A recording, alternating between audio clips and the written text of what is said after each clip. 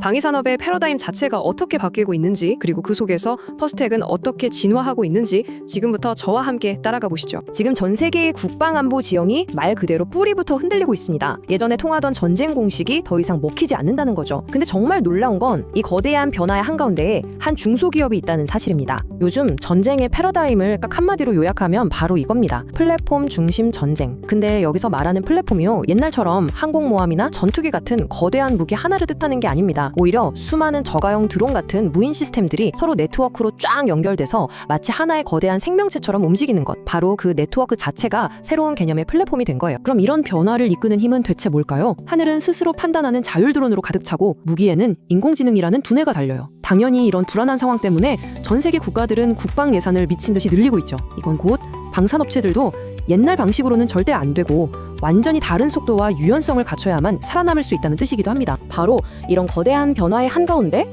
오늘 우리가 주목할 기업 포스텍이 있습니다. 포스텍은 우리가 아는 그런 거대한 방산 대기업은 아니에요. 하지만 이 새로운 생태계에서 절대 빠져서는 안 될 미싱 링크, 즉 잃어버린 고리 역할을 하고 있습니다. 근데 여기서 진짜 중요한 말이 나오는데 바로 티어 1. 그 중에서도 디자인인 파트너라는 개념입니다. 이게 그냥 나사 같은 거 납품하는 수준이 아니에요. 비유하자면 건물 지을 때 아예 기초 설계 단계부터 같이 참여하는 거랑 똑같아요. 한번 퍼스텍이 기술이 설계도에 들어가 버리면 나중에 다른 회사 부품으로 바꾸는 건 거의 불가능합니다. 그야말로 대체 불가능한 존재가 되는 거죠. 그럼 퍼스텍이 구체적으로 뭘 만드냐고요? 한마디로 구동장치입니다. 이게 뭐냐면 미사일이 목표물을 향해 정확히 날아가도록 방향을 틀어주고 전투기 날개가 아주 정교하게 움직이게 만드는, 우리 몸으로 치면 근육과 관절 같은 초정밀 부품이에요. 우리가 아는 KF-21 전투기부터 각종 미사일, 그리고 앞으로 나올 미래의 드론까지 정밀하게 움직이는 모든 것의 심장부에는 퍼스텍의 기술이 있다고 보시면 됩니다.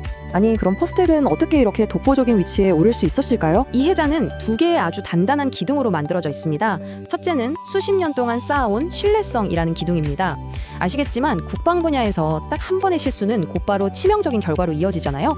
그래서 이 검증된 실적이라는 건 돈 주고도 못 사는 자산이죠.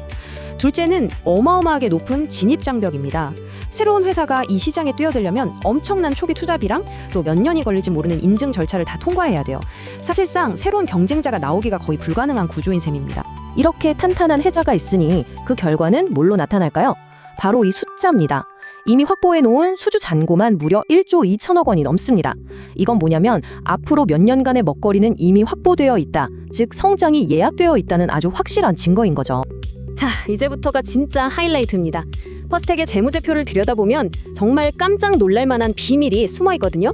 그냥 회사가 좀 성장했네 이 수준이 아니라 이익이 말 그대로 폭발하고 있습니다. 그 비밀이 뭔지 지금부터 한번 파헤쳐보죠. 보세요. 이 차트가 모든 걸 설명해 줍니다.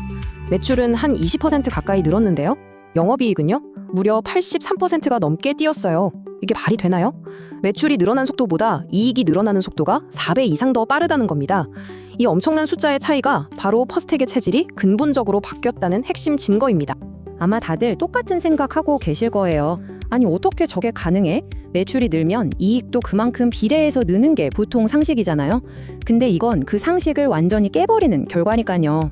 그 마법의 비밀, 그 열쇠가 바로 영업 레버리지라는 개념입니다. 쉽게 빵집으로 예를 들어 볼게요. 빵집 차리려면 오븐도 사고 가게 월세도 내야 하잖아요. 이게 고정비입니다. 하루에 빵 100개를 팔아야 겨우 본전이라고 쳐요. 그럼 101개째부터 팔리는 빵은 어떨까요? 이미 오븐값, 월세는 다 냈으니까 101번째 빵부터는 파는 족족 거의 다 수익이 되는 겁니다. 바로 이런 마법 같은 효과가 지금 퍼스텍에서 일어나고 있는 겁니다. 바로 지금 퍼스텍이 이 영업 레버리지 효과를 제대로 보여주는 교과서 같은 사례인 거죠. 수십 년간 쏟아부은 연구개발비, 공장 설비 투자 같은 그 오븐값과 가게 월세를 이제 다 낸 거예요. 그래서 지금부터 들어오는 새로운 주문은 하나하나가 전부 이익으로 쌓이는 그야말로 이익의 폭증 구간에 진입했다는 걸 의미합니다. 자, 이렇게 탄탄한 기반을 확인했으니 이제 미래를 한번 들여다봐야겠죠. 지금처럼 안정적으로 성장하는 기본 시나리오가 50%로 가장 높고요. 예상치 못한 분쟁 같은 게 터져서 수요가 폭발하는 강세 시나리오가 30%, 그리고 반대로 공급망에 문제가 생기는 약세 시나리오가 20% 정도입니다. 그러니까 각 시나리오가 천실이 되려면 어떤 조건이 필요할까요? 이 표를 보시면 좀 더 명확해집니다. 기본 시나리오는 지금 받아놓은 수주 물량이 차질 없이 매출로 이어지는 거고요. 강세 시나리오는 생각하고 싶진 않지만 새로운 지정학적 위기가 터져서 전 세계적으로 무기 수요가 폭발하는 경우입니다. 반대로 약세 시나리오는 부품 공급이 막히거나 국방 예산이 줄어드는 최악의 경우를 가정한 거죠. 그러니까 최상의 시나리오랑 최악의 시나리오가 정말 극과 극인 거죠. 만약 강세 시나리오가 현실이 되면 퍼스텍은 연간 30%가 넘는 정말 어마어마한 성장을 할 수도 있습니다. 반대로 약세 시나리오가 닥치면 성장이 잠시 주춤할 수도 있겠죠. 근데 이 변동성보다 훨씬 더 중요한 사실이 있습니다. 바로 회사의 본질 자체가 바뀌었다는 점이에요. 결국 지금까지 우리가 살펴본 모든 데이터를 종합해보면 결론은 딱 하나로 모아집니다. 어떤 시나리오가 오든 간에 퍼스텍은 과거의 그 회사가 아니다.